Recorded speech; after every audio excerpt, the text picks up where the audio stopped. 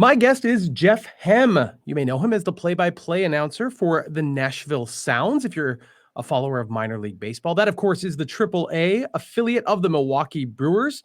A lot of players who've come through the Sounds are now with Milwaukee, and some of the players with Milwaukee end up at Nashville at points in the season. And Jeff Hem gets to see it all. Jeff, we're going to start. I want to start with your. You can give me the brief origin story. That would be kind of a good. I know you went to Iowa. I know that you're a Chicagoland guy, so you may or may not want to reveal just how deeply invested you were in the Chicago Cubs growing up. That is totally up to you, but you give me a little bit of background on how you ended up where you are right now. Well, JR, thanks for having me. It's good to chat with you. I did grow up going to both Cubs and White Sox games. Oh, okay. I've got different family members who are on both sides of that fence. And Brewers fans hate both parties, just so you know. There's lots of hatred. No, I totally understand. And, it's interesting then when you get into working in professional sports in whatever capacity, the fandom part really goes away. That part of your life is always there, but it's not at the forefront. If for no other reason, you start watching the team you're covering. And even if you wanted to, there are other teams that you don't have time to watch. And then you become a fan because you see how hard the players work in this, especially when they're in the minor leagues and when they're in AAA and they're trying to get to the big leagues or back to the big leagues. You see how hard they work. It's only natural to want to root for them. And so in my time with the Sounds, and I've been with the team since 2012, the first 3 years, we were a Brewers affiliate back then. That was the end of what turned out to be a 10-year run the Sounds had with Milwaukee. Then the Sounds were an A's affiliate for 4 years. And I had already known the A's a little bit from my first full-time job in this industry with the Kane County Cougars back in the Midwest League. We were an A's affiliate a lot when I was there. So I was already familiar with the A's when the Sounds had that relationship. And I had some friendships there. And I naturally became a quote-unquote fan of the A's just because you get to know so many of the people. And even though I didn't grow up in Oakland, you know the people who were trying to become Oakland A's from being with the Sounds. So naturally, you're going to root for them. Then in 2019, the Sounds were AAA for the Rangers. Same thing. You sort of like, all right, well, I like some of these people. I want them to do well. So there were some former Sounds involved last year when the Rangers won the World Series. And even though I wasn't trying to pretend that I was a longtime diehard Rangers fan, you're happy for the success of some of those people that you've gotten to know. And now these last few years, we've been back with the Brewers, which has felt like a glove that always fit really well. The relationship is very strong, it feels like, between Nashville and the Brewers. And so there are countless people within the Brewers organization that you get to know well. You're rooting for them. And so the fandom part of it is interesting when you're in the industry, because it does evolve based on who you're around and who you end up rooting for a lot of the people that you're covering. So I'm not going to pretend to be the same type of Brewers fan that somebody who was born in Waukesha and went to Brewers games when they were 8 years old would have. That's a different fandom that I have. But there's no doubt that when you cover a team every day and they're going up to play for the Brewers, you want the Brewers to do well, and you do in some sense become a fan of that team. So that's kind of the evolution of young me into professional, and the teams that you're around really dictate what you're paying attention to. And then by default, you end up rooting for those teams. Yeah. The fact that you are not someone who lives in Wisconsin, can pronounce Waukesha perfectly is already a point in your favor, Jeff. So I'm sure Brewers fans are happy to have had you for as long as they have had. So you mentioned you've been there since 2012. So that's 12 years in one place. I know you did get a chance to call a couple Oakland Athletics games. So you have at least had that cup of coffee, so to speak, in the big leagues. Mm-hmm. My perception of broadcasting in the minor leagues, a lot of movement, a lot of hustle, a lot of poorly paying jobs to just, bad bus rides to try to build yourself up to get to this point. Is it unusual for someone to be in one spot for as long as you have, for more than a decade, and kind of have that relationship to Nashville that, I guess, I don't know. I know Chris Merring with the Wisconsin Timber Rattlers. He's been there forever. Yeah. So maybe it's more common than I think. How would you describe that? Well, a lot of it depends on the situation that you're in. I've been very fortunate. When I was in Kane County, I was there for 7 years. That's where I'm from. That's my home county. I grew up in that area. And so when I got that job, I had family nearby. My wife is from, my now wife at the time, girlfriend, and then fiance, was from that same area. So, and Kane County was a great operation. They had broadcasters go, in some cases, directly from there to the big leagues. Dave Mm. Wills, Scott Fransky, Wayne Randazzo, who's now with the Angels, came through that. So there was a nice broadcast lineage there that I felt like, all right, I'm with an organization that knows what they're doing. Seems pretty adept at identifying good people to try to call their games. So I felt to some degree sort of honored to have that job.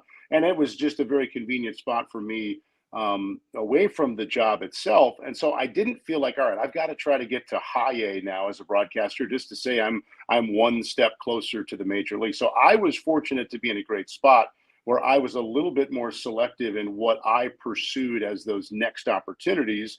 A lot of it was AA opportunities or AAA opportunities. And I got very fortunate in 2012 to get a job with the Sounds.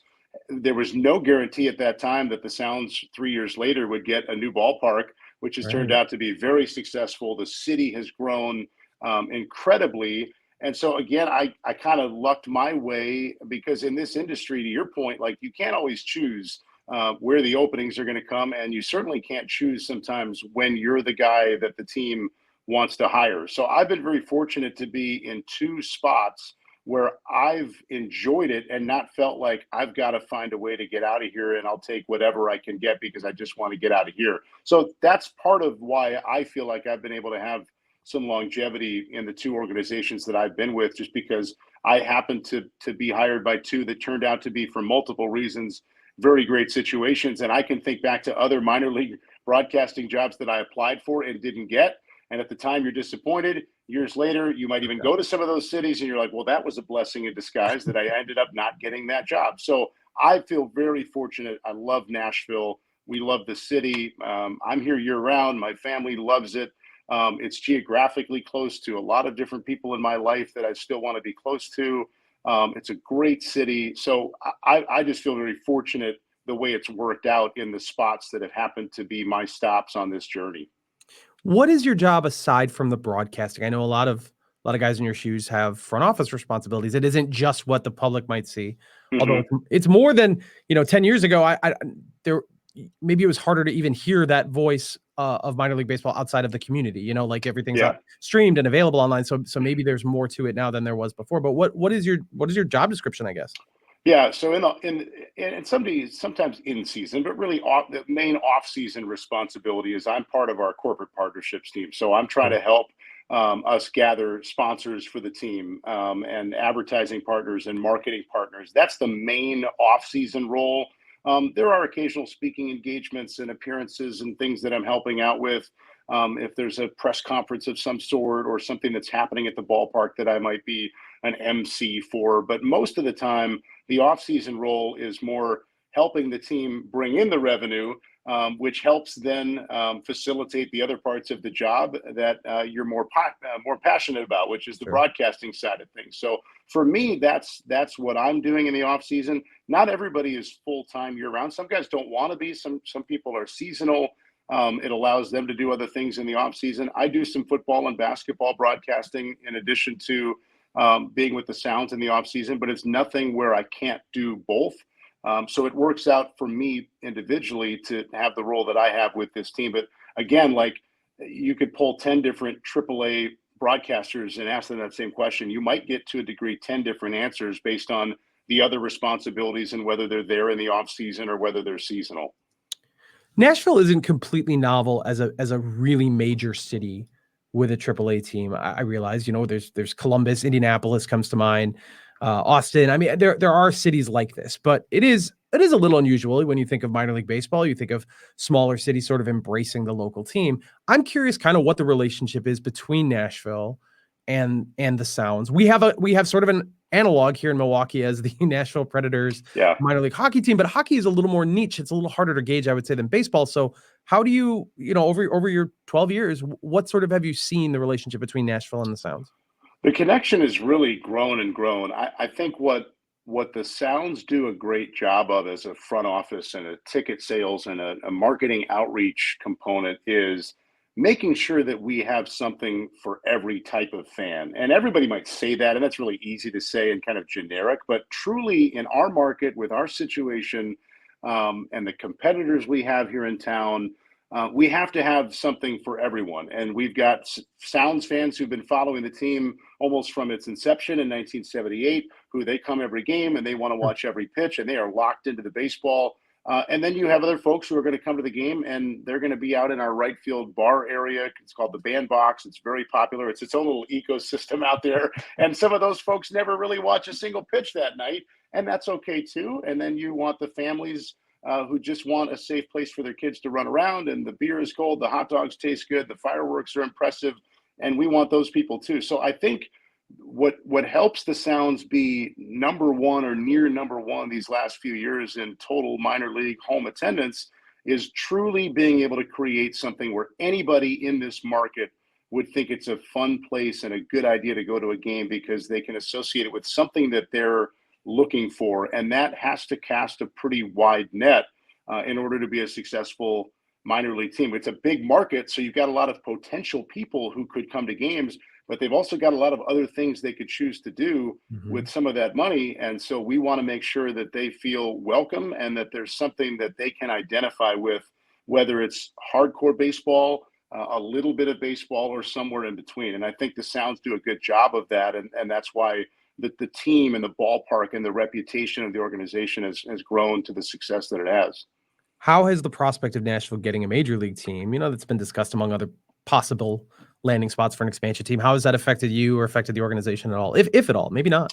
Yeah, it doesn't really feel like it's affected it. I mean, we get asked about it and we don't know what that's ever going to look like. I think the biggest thing we feel is that's a compliment to what the Sounds have done.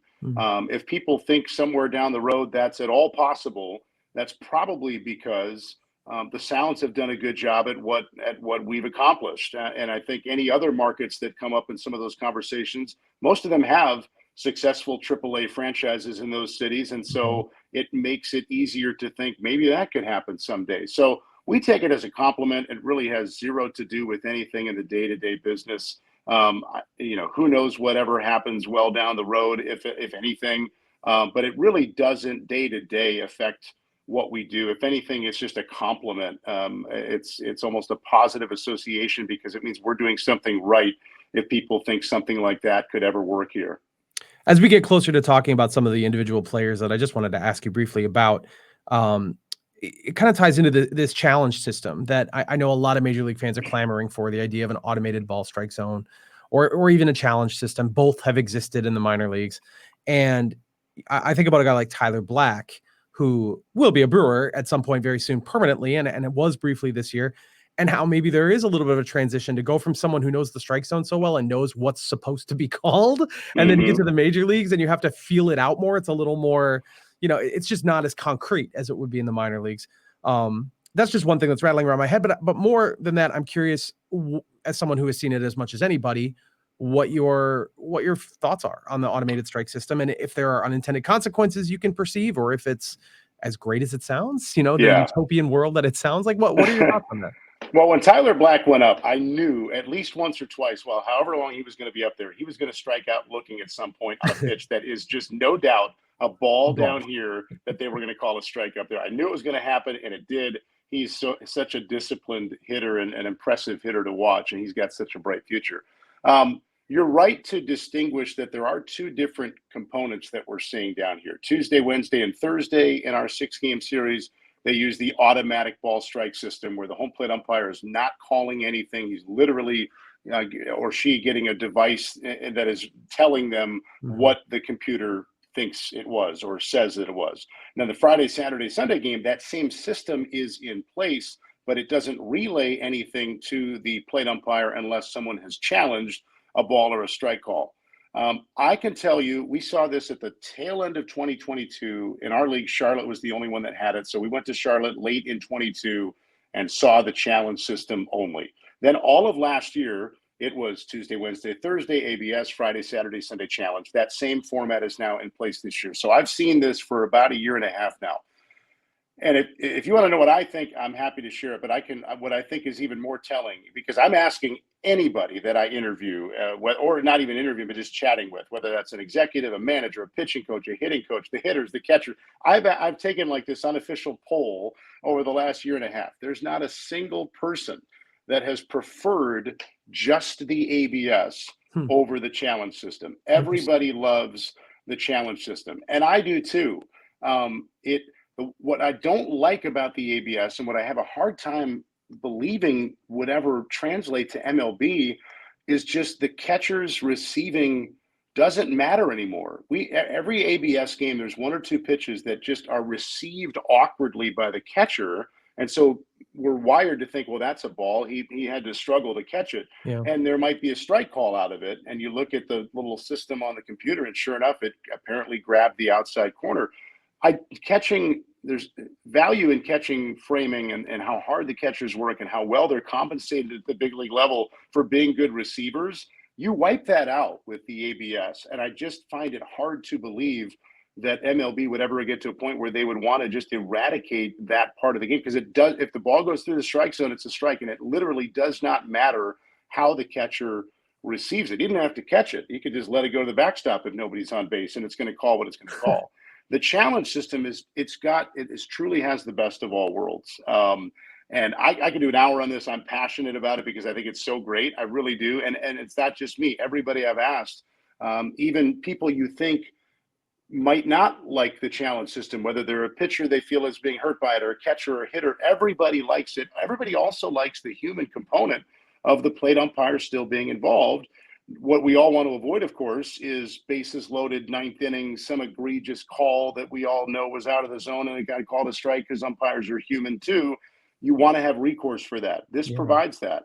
It's also quick. There's strategy to it too. The pitcher and catcher have to ask for it, and they have to ask for it right away if they feel a ball was a strike, or if the batter thinks a strike was a ball. The batter has to ask for it right away. There's no looking to the dugout. Hey, the manager's tipping his hat like, yeah, challenge that. If the umpire thinks you're getting help as the hitter, pitcher, or catcher, he or she will not allow the challenge to proceed. So it's quick. There's strategy to it. We've seen a lot of games where teams early on are burning challenges like they've got unlimited, and then by the fifth inning they're out, and then in the seventh inning there's that pitch where you can tell by their reaction they would love to challenge it, and they're out of challenges. So there's strategy to it. Then they show it up on the video board, so everybody in the ballpark can see how close it was, so everybody's on the same page.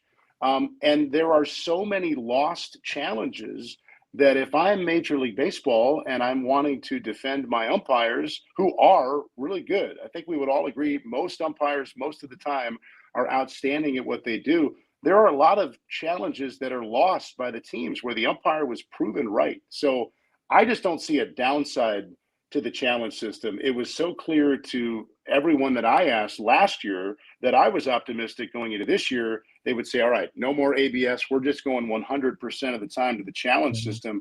They're still doing the 50-50. So clearly MLB still wants to get feedback and data from it. Yeah. But there's nothing in my opinion to dislike about the challenge system. And then the catcher's receiving skills and their ability to make something look like a ball or a strike and pull it back in. That's all wired into this. And so there's no downside. The umpires are still shown to be really good. There's recourse if they make a mistake, because they will. There's strategy to it. It's fun. They show it up on the video board. I'm waiting for that mass email we all get that it's like, hey, we're going to the challenge system all the time, because if everyone I've asked would be like, well, we should have gone to that long ago. So, man, there's so much there. That is so interesting. I'm even struck by, to what degree do the aesthetics of baseball matter when you're talking about the receiving? Like, would we be frustrated with the game if the catcher was sloppy and wasn't catching them in the zone and they were still strikes and balls? If that would throw people off enough, even though it doesn't really matter, but it does in the way we consume and watch baseball. So I'm interested in that part of it. There's so much there, man. No, you're right. What some people have told me is that they've used the word sterile, that the ABS games feel kind of sterile, because there's just, the umpire's not calling it. So the batter wants to have that moment of wait a minute, you can't. And then they're like, oh yeah, you didn't even call that. The computer called it. And then they walk away. And you think some people are gonna be like, oh, I'd love the ABS. These umpires aren't good enough. They're missing calls. Even the people who you'd think might have that opinion are like, well, I'm not one to get rid of the human element of this. And it's like, okay, that's interesting to hear. And I think a lot of people feel that way. I think umpires are are really good. If you're giving a few opportunities for recourse in a game with some strategy to it, to me, that feels like the best of all worlds. And then it helps the umpires not be the story, because no one, years later is going to think, remember that challenge overturned? They're just going to think, oh, that team won the game. And when they might have won because a key call got overturned. But like, the story is not the controversial call that you look later on the post-game show and it's way out of the zone. And how could they call that a strike? Like, the umpires stop being the story then, which is also a win, I think, for everybody. Umpires just want the calls to be right too. So it's just, I'll stop, because I know this is not a, what do you think of the challenge system podcast? But I've seen enough. It's very clear to me, and it's not just me, it's everybody that I've asked. The challenge system just overwhelmingly is getting the far more positive feedback. Before I let you go, I do want to ask you about a few current Nashville Sounds players that the Brewers would be interested in knowing a little more about. I know you're not into like talent evaluation necessarily, but obviously you see these guys. And I'm going to start with 3 pitchers who actually haven't had a great run thus far, being Aaron Ashby, Carlos Rodriguez, and Tyler Wasner. Now, Tyler Wasner's kind of set off to the side here. He's pretty new to the Sounds, still developing. I'm pretty excited about him. And I know that the Brewers fans, most of them haven't even gotten to know his name yet. But Carlos Rodriguez is one of the minor league pitchers of the year last year for the Brewers and has struggled at AAA this year. And Aaron Ashby, of course, has been with the Brewers, had this really bummer of a shoulder surgery, and has really, really struggled. And I'd be curious just what your thoughts on all 3 of those guys are. I know they're very different cases, but what have you seen when you see those 3 guys pitch? Yeah, I think Wasner has a very bright future. I mean, mid-90s with a power sinker. Just talking to him a little bit as I have so far, he seems like a very confident kid and a very focused and, just not going to back down to anything kind of a kid. Just, I'm going to go out there and I'm just going to try to zip it by somebody, just out of confidence, knowing that his stuff can play. I think a lot of times it's very similar, in my opinion, to a AAA guy going up to the big leagues. It's not a surprise if there's a little bit of a feeling out period, whether that's nerves, whether that's just getting used to a different style or quality of hitters. In the case of, we're talking pitching here, hitters who have seen a lot, so they're not going to chase something that batters might have chased at AA. The first couple for Wasner were rough, and getting used to the ABS is a whole conversation in and of itself, because pitchers are not pitching with that in AA, and it is a tight zone with the ABS. It is cut and dried. It's all or nothing, ball or strike. And so if you're struggling and you're nervous and you're starting to walk some guys at AAA, the ABS is not going to change for you. And so I think there was part of that, getting used to it for Wasner, but his last couple have been much better. He had a dominant outing last week in Jacksonville, where I talked to him afterward, and he felt like, all right, that's who I am. And, it really felt like kind of a deep breath, like I've settled into AAA moment for him. Very bright future. And I think now that he's got a little bit of AAA time under his belt, I think great days ahead for him. Similar to Carlos Rodriguez. I mean, he was here for 1 start at the end of last year, as kind of a recognition, a reward for the season he'd put together. And then starting here, he also told me he identified a small mechanical component that got out of whack early in the year. He and pitching coach Jeremy Accardo identified something that they corrected, and it seems to have worked, because if you look at Carlos's last, I think he's won his last 4 starts. The last 2 have been quality starts. The last 3 overall have been really good. I think the one exception was like 5 innings of 1-run ball. He's been terrific lately. So he, again, seems to have found something mechanically. And I also would imagine, as a guy who doesn't throw 99, and is known for his good command, has started to figure out what the ABS is going to give and not give. And so it was interesting, like Wasner's first 3 starts were all in the ABS. He finally last weekend got to pitch in the challenge game. And so the ABS, being as unforgiving as it is, just was the cycle of his spot in the rotation was always coming around in the early part of the week. Ashby, I am so impressed by Aaron Ashby. He joined me on my pregame show the other day. He's so open about and aware of where he is in this road back, and he is understandably, like I'm sure a lot of Brewers fans, feeling impatient, feeling like where's where's my old velocity? Where's my old command? It's still coming back for him. But he's also, I would tell Brewers fans, very encouraged by where he's at, because he came to us late last year on a rehab assignment, and you could tell it was taking physically everything he had to just get upper 80s on his velocity. Like it just wasn't there yet in the recovery. He now would tell you, hey, I'm a free and easy 93, 94. So I'm not 96, 97 like I was in 2022, but I'm not giving it everything I've got in the same way I had to late last year.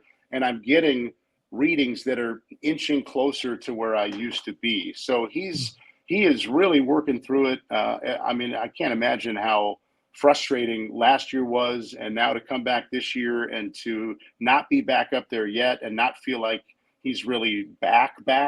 But he is moving in the right direction. I think with the, I wonder this, I haven't asked Aaron this, and I am not a medical person, but I wonder, the Tommy John surgery has such a well-known reputation of being clear-cut. Here's the recovery. Here's when you should be back. You're probably going to throw harder. Like, it's just a known comeback. And I feel like some of the shoulder ones have more gray area. And so in my mind, there's this expectation of, like, he missed all of last year. Now he's back. It should look the same, but maybe that particular shoulder injury that he dealt with is just creating a little bit longer road back. And so on the one hand, it's like, it doesn't look right that he's not back to his old form, but it's also understandable that, like, look, this might take longer than it did for other guys or for other injuries or for other parts of the arm. So it's really easy to think, what's wrong with Ashby? Well, nothing is wrong, in my opinion. It's just still taking some time for him to fully get the feel and command back. He's gotten a lot of swing and miss in his last couple outings. He's been in the strike zone a lot more, especially 2 outings ago. He had a game in Durham that I know he was very encouraged by. So it's coming, but it's easy for all of us, and I can't imagine how it feels for Aaron to feel like something should have happened by now. But I don't know that that's the case. I think it's just we feel like that should be the case, and we're projecting that there should be 97 miles an hour and Ashby should be in the big leagues again with the Brewers, because he's got that type of potential and he's proven to be that type of pitcher when he's fully back. And then on the offensive side, Tyler Black is a guy that Brewers fans got to know a little bit. He struggled a little bit. We talked maybe about the challenge system even playing into that. But what can Brewers fans expect when he's really like the fully realized version of himself? He's just such a disciplined hitter and a tough out. I mean, he just, even on a night where you think he's going to go 0 for 5, he ends up with this opposite field line drive single in the 8th inning, like it's on there. And there it is. There's another hit for Black. He's a very professional hitter with his mindset and his knowledge of what the zone is. So he just doesn't get fooled very much. He doesn't chase very much, gets a lot of hard contact. I think he's got all the tools, especially offensively, to be a productive major league hitter, just because he's not this all or nothing. Well, he hit it 400 feet because he made contact, and the other 3 at-bats were strikeouts. He's a get-on-base guy.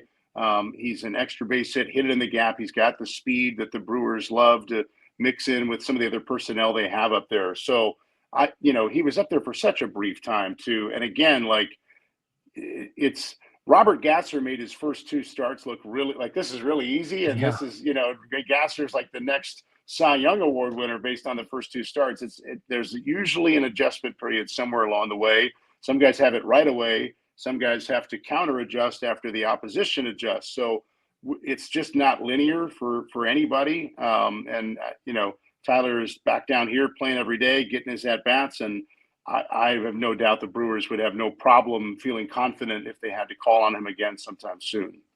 All right, last question. If there's anything else that Brewers fans should know about the Nashville Sounds. I imagine most fans don't spend a lot of time thinking about the Nashville Sounds, but for those who follow the minor leagues, and the Brewers have this, one of the best minor league systems in baseball right now, there is a little more attention. So anything else Brewers fans should know?